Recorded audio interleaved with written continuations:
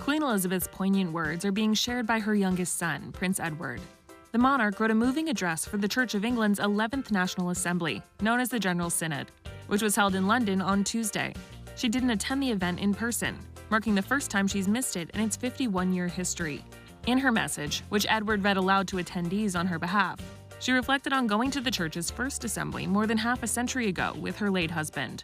She wrote, "It is hard to believe that it is over 50 years since Prince Philip and I attended the very first meeting of the General Synod. None of us can slow the passage of time. And while we often focus on all that has changed in the intervening years, much remains unchanged, including the gospel of Christ and his teachings." The royal also reflected on how the pandemic has affected people of faith and how the church has evolved in these times.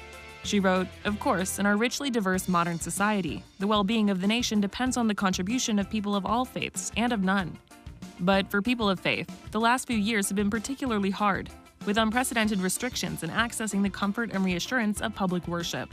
For many, it has been a time of anxiety, of grief, and of weariness.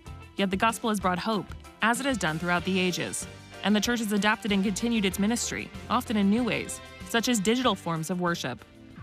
Last week, Buckingham Palace announced that the Queen wouldn't attend the General Synod with the advice of her doctors in mind, but said she still planned to attend this past Sunday's Remembrance Day services. However, the 95-year-old ended up missing that event too. The palace said in a statement on Sunday morning, "The Queen, having sprained her back, has decided this morning with great regret that she will not be able to attend today's Remembrance Sunday service at the cenotaph.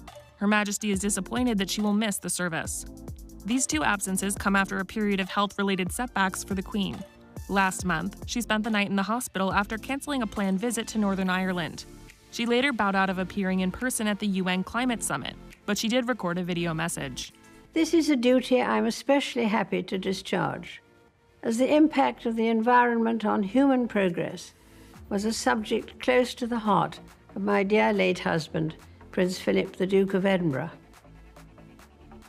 I remember well that in 1969 he told an academic gathering, 'If the world pollution situation is not critical at the moment, it is as certain as anything can be that the situation will become increasingly intolerable within a very short time.'